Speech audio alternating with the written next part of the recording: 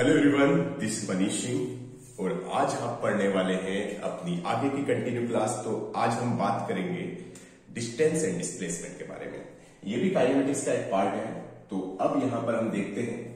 तो आज हम पढ़ेंगे बेटा डिस्टेंस और एज वेल एज डिस्प्लेसमेंट। ये दोनों एक साथ ही हम यहाँ पे कंप्लीट करेंगे और बहुत ही शॉर्ट टाइम में और शॉर्ट वीडियो में हम यहाँ पे चीजों को समझेंगे और बहुत ज्यादा आपको सारी चीजें क्लियर होगी। ठीक है, तो डिस्टेंस क्या होता है? डिस्टेंस एक्चुअल में तो डिस्टेंस का रियल मीनिंग होता है कि बेटा अगर मान लो कोई पार्टिकल मोशन करता है हमारा एक जगह से दूसरे जगह, तो उसका जो पाथ जो कवर होता है उस पाथ की लेंथ को अगर अपन मेजर करें तो उसे बोलते हैं डिस्टेंस। जैसे मान लो आप अपनी कार में बैठे हो, कार से आप यहाँ इंदौर से भोपाल जा रहे हो या कहीं और जा रहे हो, तो आप देख रहे हो भैया कि आपकी जो कार में जो ओडोमीटर लगा होता है जो क्या करता है उस वहां पर डिस्टेंस मेजर करता है।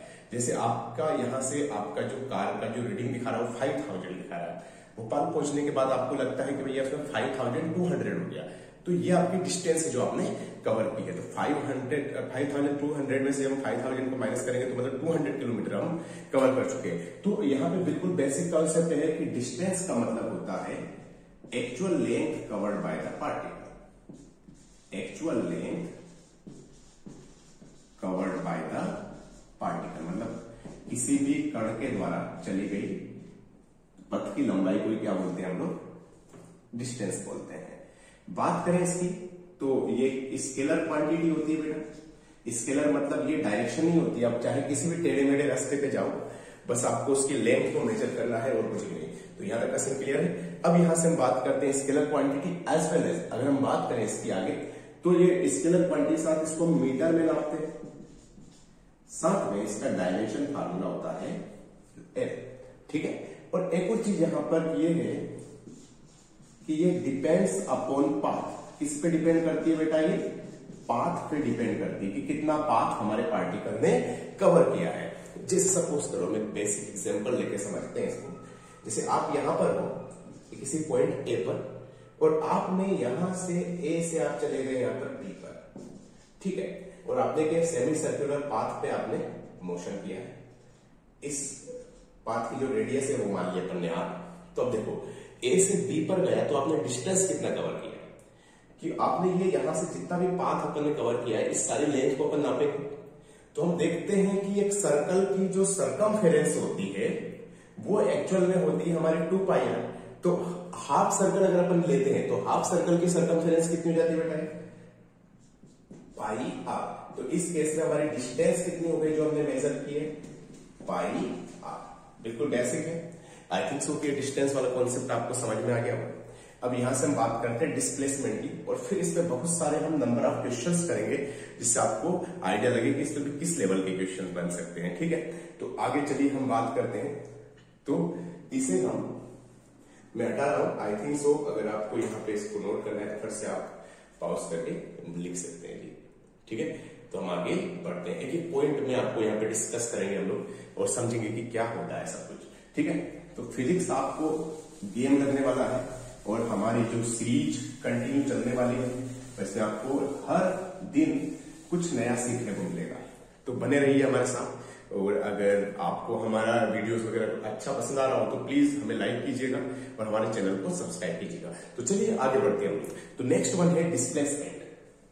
डिस्प्लेसमेंट की अगर मैं बात करता हूं तो इसका मतलब होता है शॉर्टेस्ट लेंथ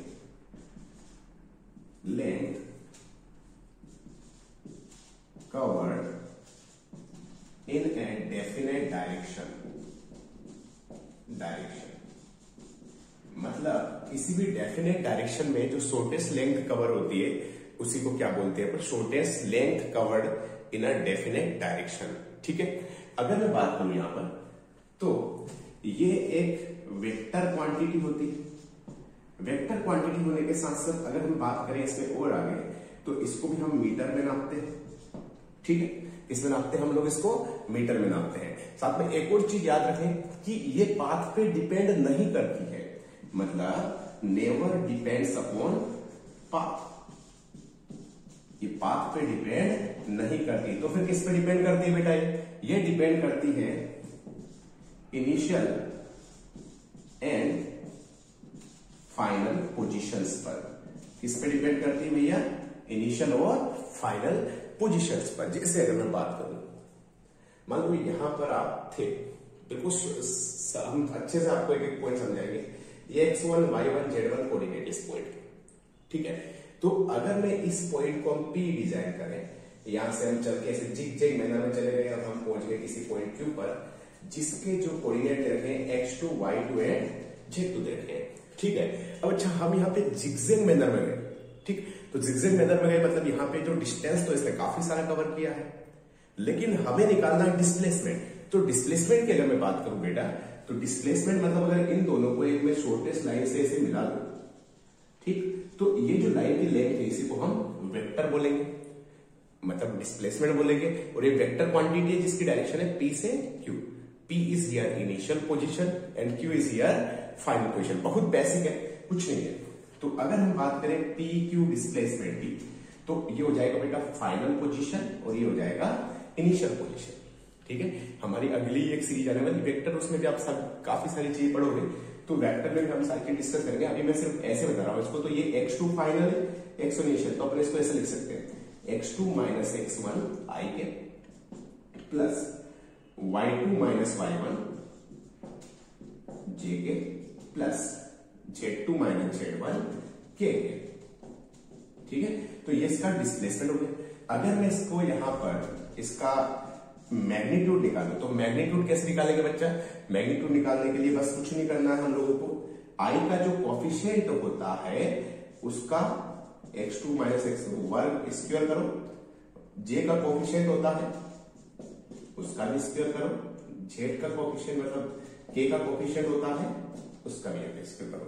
तो आपको कुछ नहीं करना है, बस इस तरह से निकाल लेना है।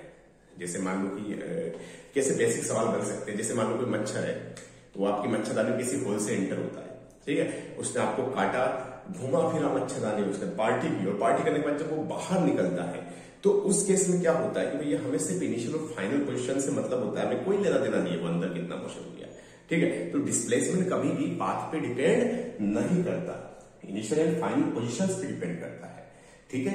तो क्या पढ़ा हमारे बच्चों ने? डिस्प्लेसमेंट का मतलब क्या होता है? Shortest distance and shortest length covered by the particle, ठीक है।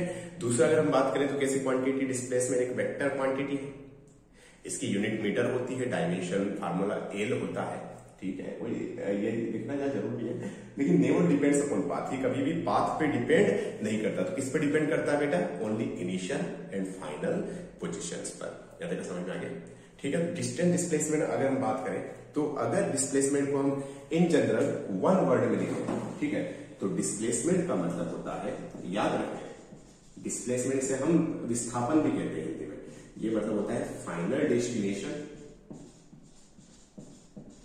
माइनस इनिशियल डेस्टिनेशन,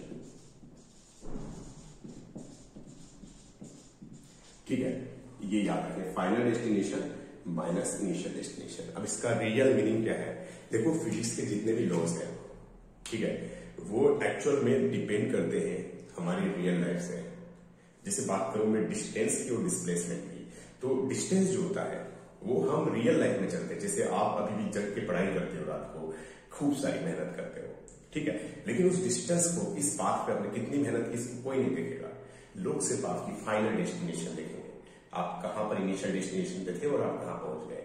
अगर आप अभी किसी क्लास में हैं और वहां से आप आईआईटी में पहुंच गए, तो लोग वो आईआईटी याद रखेंगे, ये नहीं याद रखेगा कोई कि आपने कितनी मेहनत की। तो डिस्टेंस मतलब वो है जो हम मेहनत करते हैं उसको हम डिस्टेंस बोलेंगे, और जो उस मेहनत का जो आउटपुट मिलता है, ठीक है, जो हमारी फाइनल डेस्टिनेशन होती है, उसे बोलेंगे डिस्प्लेसमेंट। बिल्कुल बेसिक है। और बता दूं मैं आपको, एक बुक है श्रीमद् भगवद गीता, उसी को मैं एक परफेक्ट फिजिक्स की बुक बोलता हूं। क्यों? उसका कारण है कि उसमें अगर हम उसे एक साइंटिफिक वे में बात करें, तो उसमें सारे रूल्स दे रखे हैं, ठीक है। सबसे पहले तो बात करूं मैं ऊर्जा संरक्षण के नियम की, energy law of conservation of energy. क्या बोलता है ऊर्जा संरक्षण का नियम? कि ऊर्जा को ना तो नष्ट किया जा सकता है, ना ही उत्पन्न किया जा सकता है। ऊर्जा मतलब बस एक रूप से दूसरे रूप में बदला जा सकता है। तो उसमें भी बोला गया है कि आत्मा अमर है, आत्मा को ना तो उत्पन्न किया जा सकता है, ना ही नष्ट किया जा सकता, आत्मा शरीर बदलती है। ठीक, तो सेम फॉर्मेट में, बस लैंग्वेज चेंज है। ऐसे न्यूटन ने 3 नियम दिए हैं, ठीक है। है, वो भी श्रीमद् भगवद गीता से हम ले सकते हैं। जैसे न्यूटन ने पहला बोला है कि कोई ऑब्जेक्ट, कोई वस्तु अगर रेस्ट में तो रेस्ट में रहेगी, मोशन में तो मोशन में रहेगी, तब तक कि उस पर कोई एक्सटर्नल फोर्स नहीं लगाया जाए। ठीक है, लेकिन इसका मतलब ये है कि आप जब तक अपने एफर्ट नहीं लगाओगे, अपनी मेहनत नहीं करोगे, तब तक आपको फल की प्राप्ति नहीं होगी। तो डू योर बेस्ट। ठीक है, दूसरा नियम होगा कि दिया होगा कि संवेग में परिवर्तन की दर, rate of change of momentum will be equal to the external force. ठीक है, मतलब जो संवेग परिवर्तन की दर है वो बल के बराबर होती है। तो इसका मतलब ये होता है कि आप जितना कर्म करोगे, जितना मेहनत करोगे, इतना हार्डवर्क करोगे, आपको सफलता भी उतनी मिलेगी। मतलब कर्म के प्रोपोर्शनल होती है सफलता। तीसरा नियम, action has equal and opposite reaction. ठीक है, तो उसमें भगवान श्री कृष्ण ने वहां पे बोला है कि जैसी करनी वैसी भरनी। तो ये सब रियल लाइफ से लिए गए एक्सपेरिमेंट, मतलब एग्जांपल्स है। न्यूटन को इतना ग्रेट साइंटिस्ट इसलिए बोला जाता है क्योंकि उनने चीजों को आसान बनाया है। जैसे कि मैं यहाँ बना रहा हूं, मैं कोई ग्रेट नहीं हूं, पर आपको चीजें बहुत क्लियर समझ में आएगी। तो याद रखें, डिस्प्लेसमेंट का मतलब होता है final destination minus initial destination. एक एक पॉइंट यहाँ पे याद रखें। कैसे निकालना है? इनिशियल था x1 y1 z1, फाइनल है x2 y2 and z2 p2। कैसे? Final minus initial, x2 minus x1 i के, y2 माइनस y1 j के, z2 माइनस z1 k के। इजी है। मैग्नीट्यूड निकालने के लिए x2 माइनस x1 का whole square, y2 minus y1 का whole square, z2 minus z1 का होल स्क्वायर। ठीक है, तो ये डिस्टेंस डिस्प्लेसमेंट थिंग खत्म हुई अपनी। अब बात करते हैं इसमें प्रैक्टिस पे। ठीक है, तो मैं आपका पूरा आपको सिर्फ मैं क्रीम चीजें पढ़ाऊंगा, मतलब जो आपका एग्जाम पॉइंट ऑफ व्यू के अकॉर्डिंग आपको बस प्रैक्टिस करना है मेरे कॉन्सेप्ट को फॉलो करते हुए। आई प्रॉमिस कि आपको आपके जितना आप सोचते हो उससे आपको ज्यादा मार्क्स मिलेंगे। तो चलिए भैया शुरू करते हैं। तो आगे बढ़ते हैं हम लोग। तो यहाँ पे कुछ पॉइंट्स हैं जो मैं आपको बहुत इजी अपन कुछ क्वेश्चंस करेंगे। तो पहला प्रॉब्लम तो एक बेसिक कॉन्सेप्ट करूंगा, डिस्टेंस डिस्प्लेसमेंट। ठीक है, तो पहला तो ये है कि एक कोई मॉस्किटो है। ठीक है, मैं क्वेश्चन लिख देता हूं। पहला, ए मॉस्किटो, कोई एक मच्छर है, एंटर्स फ्रॉम, कोई एक पॉइंट से एंटर करता है, इसको मान लेते हैं 1, 2, 3। ठीक है, एंड एग्जिट टू 4, 6, 7। इस पॉइंट से वो एग्जिट हो जाता है। तो हमको निकालना है कि डिस्प्लेसमेंट कितना होगा मॉस्किटो का। अब देखो, उसने मच्छरदानी के अंदर एंटर किया 1, 2, 3 से। ठीक है, इसको थोड़ा नीचे लिख देते हैं, 1, 2 एंड 3 से। ठीक है, और एग्जिट कहां से किया बंदे ने? यहां से। लेकिन मॉस्किटो अंदर कितना चला उससे कोई लेना देना नहीं होता है।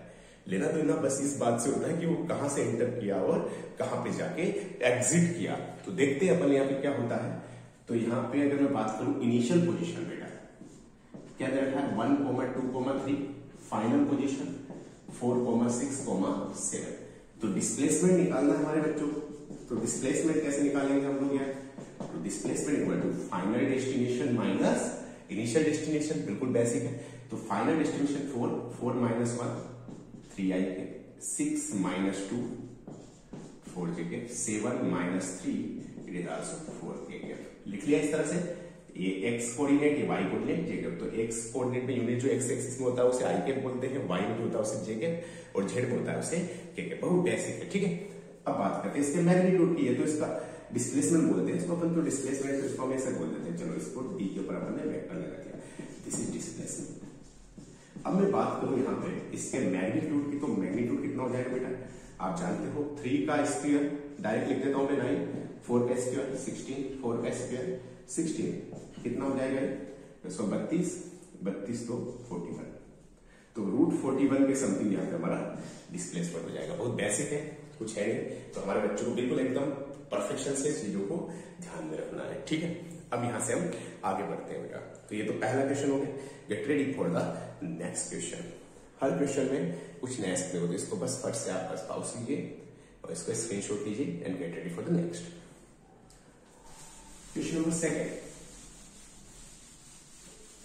तो क्वेश्चन नंबर 2 ये बोलता है अब मैं आपको चीजों को ज्योमेट्रिकल वे में भी सिखा सकता हूँ वेक्टर, लेकिन मैं आपसे यही रिक्वेस्ट करूंगा कि आप जो है क्वेश्चन को वेक्टर फॉर्मेट में करें, क्योंकि वेक्टर क्या होता है, चीजों को आसान बनाता है, कुछ नहीं होता है। 3 एक्सिस होते हैं, एक्स वाई एंड जेड, आई जे के से सारी प्रॉब्लम्स हमारी सोल्व हो जाती है। ठीक, तो get ready for the next concept, and the next concept is, लिखिएगा क्वेश्चन नंबर 2। ए मैन, कोई व्यक्ति हमारा, ठीक है, मूव्स, डायरेक्ट शॉर्टकट लिखते हैं, moves 30 metre in east, 40 metre in north and 10 metre in south. Then calculate distance and displacement covered by the man. ठीक है, 30 मीटर ईस्ट में चला बंदा, 30 मीटर इन ईस्ट। ठीक भैया, तो अब देखते हैं क्या होता है यहाँ पर। तो बंदे का हमने निकालना है distance and displacement, distance and displacement, it's very ये हम निकालना है। तो अब देखो, बहुत ही बेसिक तरीके से हम करेंगे इसको। आपको मैं सबसे इजीएस्ट तरीका बताऊंगा कि कैसे इन प्रॉब्लम्स को सोल्व किया जाए। ठीक है, तो सबसे पहले तो डिस्टेंस की बात करूं तो डिस्टेंस तो कुछ नहीं करना है, डिस्टेंस के कैसे हम डायरेक्ट इसको ऐड कर लेंगे, 30 प्लस 40 प्लस 10, कुछ नहीं सोचना है, तो इट इज 80 मीटर। ठीक, डायरेक्ट ऐड करें 30 40 एंड ये 30 40 एंड 10 सबको ऐड कर लिया। अब बात करते हैं अपन यहाँ पे डिस्प्लेसमेंट की, how will you find out displacement. तो बहुत आसान है, हम यहाँ पर इस तरह से बना लेते हैं। इसे हम ईस्ट बोलते हैं, ये वेस्ट, ये नॉर्थ और ये साउथ। ये 4 डायरेक्शंस होती है हमारी दुनिया, ईस्ट वेस्ट नॉर्थ साउथ, और अप डाउन की होती है। लेकिन हम ऊपर नीचे इन दिनों धरती पे चलने वाले होते हैं, हम पहाड़ पे चढ़ते हैं तो वो अप डाउन होता है। चलिए फिक्स हो गए, तो ये प्लेन सब है। तो यहाँ पे अपने direction east west north south. अब बात करते हैं हम यहाँ पे कि किस तरह से हम इसको सोल्व करेंगे। तो अब यहाँ पर देखिएगा कि बेटा, अगर बात करें यहाँ पे, अब मुझे निकालना है कि 30 मीटर तो ईस्ट में चलता है, 40 मीटर नॉर्थ में और 10 मीटर साउथ में। तो कुछ नहीं करना है मुझे, इसको मैं एक्स एक्सिस बोल देता हूँ, इसको वाई एक्सिस। अगर ये एक्स है तो ये माइनस एक्स, और ये वाई है तो ये माइनस वाई। बिल्कुल बेसिक है। 30 मीटर ईस्ट में, 30 मीटर ईस्ट में कितना चला, 30 मीटर बना दिया इस तरह से। 40 मीटर नॉर्थ में, ये ऊपर की ओर है, कितना चला भैया, 40 मीटर। 10 मीटर साउथ में, 10 मीटर साउथ में। ठीक, अब मुझे डिस्प्लेसमेंट निकालना है, एक ही स्टेप में आंसर आना चाहिए। तो डिस्प्लेसमेंट इज इक्वल टू, देखो 30 मीटर कहां पर जा रहा है बेटा, ये ईस्ट में, इसको हम पॉजिटिव एक्स बोल रहे हैं, तो क्या लगा दूंगा, 30 साथ आई कैप लगा दूंगा, क्योंकि आई कैप क्या है, एक्स एक्सिस में करता है। प्लस नॉर्थ में कितना जा रहा है बेटा, मतलब आई एक्सिस में 40 मीटर, तो क्या कर दूंगा, प्लस 40 जे कैप कर दूंगा मैं। ठीक है, उसके बाद ये साउथ में कितना जा रहा है बेटा, 10 मीटर, तो यहाँ पे माइनस 10 जे कैप। अच्छा, माइनस क्यों किया बेटा, क्योंकि ऊपर अगर प्लस वाई है तो नीचे क्या है, माइनस वाई, और माइनस वाई है तो अपन यहाँ पे इसमें अपन ऊपर अगर जे कैप लेंगे तो यहाँ पे माइनस जे कैप लेंगे। तो भैया बस आ गया हमारा आंसर। तो कितना हो गया, डी इज इक्वल टू 30 आई के 40 जे कैप में से अगर 10 जे कैप का है तो ये भी अपना 30 जे कैप बचेगा। जब इसका मैग्नीट्यूड निकालेंगे तो याद ही आपको 30 का स्क्वायर 30 का स्क्वायर कॉमन लेके बाहर करें तो 30 अंदर बचा, तो इजीली हमारा आंसर आ गया। ठीक है, तो इस तरह से हम यहाँ पे डिस्टेंस और डिस्प्लेसमेंट को फाइंड आउट करेंगे। तो सबसे पहले वापस से हम कुछ समराइज चीजें कर लेंगे। डिस्टेंस क्या होती है, length covered by the particle, ठीक है, और डिस्प्लेसमेंट क्या होता है, shorted distance in the definite direction. उसके बाद डिस्टेंस स्केलर क्वांटिटी होती है, बल्कि डिस्प्लेसमेंट वेक्टर क्वांटिटी होता है। ठीक है, डिस्टेंस पाथ पे डिपेंड करती है, लेकिन डिस्प्लेसमेंट पाथ पे डिपेंड नहीं करता है। ठीक है, तो किस पे डिपेंड करता है displacement, only initial and final position. This is final destination minus initial destination. ठीक है, तो यार ये बिल्कुल बेसिक डिस्प्लेसमेंट थी, तो हम किसी भी तरह से हम यहाँ पे निकाल सकते हैं। अगर आपको अगर कोई अप डाउन वाला क्वेश्चन दे दी कि कोई बर्ड यहाँ पर पहले एक्स एक्सिस में जा रहा है, मतलब ईस्ट में जा रहा है 30 मीटर, फिर 40 मीटर नॉर्थ में जा रहा है, फिर ऊपर जा रहा है 50 मीटर, तो हम यहाँ पे एक एक्सिस को यहाँ पे एक्स मानेंगे, दूसरे को वाई और तीसरे को जेड। तो हम यहाँ पे आई जे कैप भी कर सकते हैं ना। कभी ऐसा कोई क्वेश्चन आए, कोई बर्ड है भैया फ्लाई कर रहा है 30 मीटर ईस्ट में, 40 मीटर वाई में, मतलब नॉर्थ में, और यहाँ पे अगर मैं बात करूं जेड में 50 मीटर जेड में, तो हम इजीली निकाल सकते हैं। तो डायरेक्ट मतलब डायरेक्ट हम एक बेसिक से डायरेक्ट लेंगे, बर्ड है 30 मीटर ईस्ट में, 40 मीटर नॉर्थ में, और यहाँ पे 50 मीटर अगर वो अप गया, तो अप का मतलब ऐसा नहीं होता नॉर्थ, ठीक है, जो ईस्ट वेस्ट नॉर्थ साउथ होती है वो हॉरिजॉन्टल डायरेक्शंस होती है, ठीक है, क्षैतिज दिशाएं।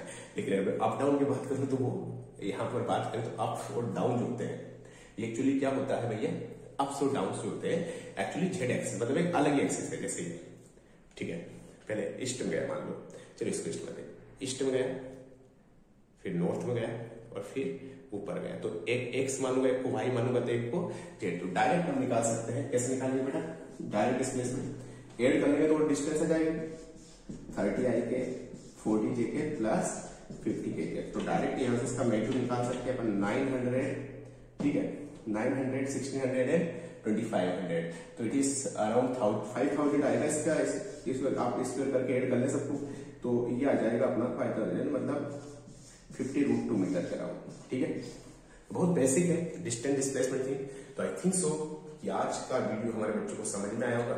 तो बस कोशिश कीजिएगा अपना बेस्ट देने की, और मैं हमेशा आपके साथ हूं। तो चलिए मिलते फिर अगले वीडियो में, तब तक के लिए अपना ख्याल रखिएगा। Have a good day.